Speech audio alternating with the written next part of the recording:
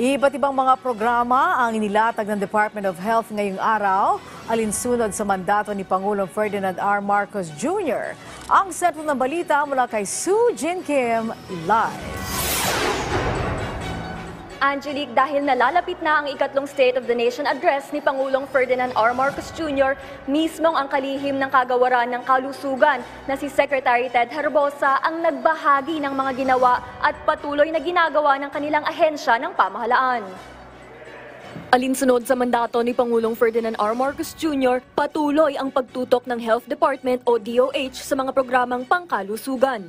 Ang presidente natin, si President BBM, talagang nakatutok sa kalusugan ng ating mamamayan. Kaya marami siyang directive sa akin na kailangan natin gawin para sa ating mga mamamayan. Tatlong aspeto ang sinisikap patatagin ng DOH, ang health promotion and prevention, urgent care at women's health. Sinisiguro rin ng DOH na ang kanilang mga serbisyo ay makakaabot sa malalayong lalawigan ng bansa. Utos ito ni Presidente na ilapit ang serbisyo sa mga mamamayan. Okay. So, pina-follow ko lang yung mandate at instructions ni PBBM sa akin. Sa pamamagitan ng bagong Urgent Care and Ambulatory Service Center o BUCAS Center, ang mga serbisyong medikal ay nadadala sa pinakamahihirap. Tutugon ang mga BUCAS Center sa mga ambulatory, medical at surgical care needs ng mga Pilipino. At yung mga komunidad, diretso na doon. So, nailagay ko sa komunidad yung serbisyo ng Department of Health. Dati kasi huminto yan sa region eh. Sa ngayon, tinatrabaho rin ng DOH ang pagdaragdag ng mga additional ambulatory services para mapalawak ang saklaw ng serbisyo sa mamamayang Pilipino. Sasabi ko sa mga regional hospital director ko, pwede ba lumabas na kayo sa ospital? Kasi dinadagsa kayo ng pasyente, i-catch na natin sila sa community. Diyan na-develop yung bukas. Ang mga BUCAS Center din ay isang solusyon ng DOH para ma-decongest ang mga emergency department ng ating mga pangunahing healthcare facilities. Samantala, Angelique, may magandang balita nga si SecTed na kanina lang din niya binanggit, dito mismo sa PTV. Sabi ni SecTed, may ibibigay na ng DBM o ng Department of Budget and Management ang natitirang 27 billion na unallocated funds nito. Ito para matustusan ang programs ng DOH na nakatutok sa karapatan ng mga healthcare workers, kabilang ang housing at health benefits.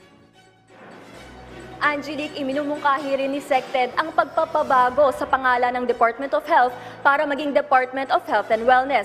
Nais rin niya, Angelique, na makuha ang title na Chief Longevity Officer. At yan muna ang latest mula rito sa Quezon City. Balik sa inyo, Angelique. Okay, Sujin, may nabanggit ba si Secretary Herbosa tungkol sa mga bagong Pilipinas mobile clinics?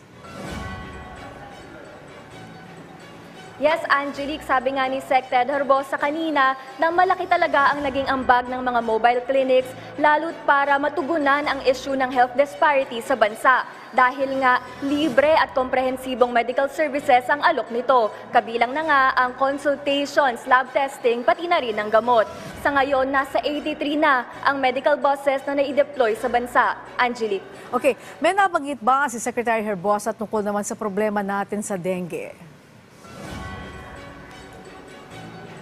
Yes, Angelique, lalo na nga at tag-ulan, tumataas na rin ang cases ng dengue.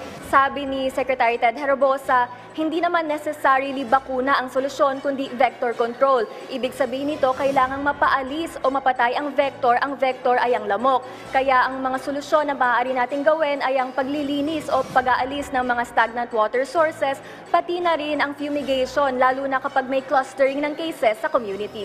Angelique. Okay, maraming salamat sa iyo, Sue Jin Kim.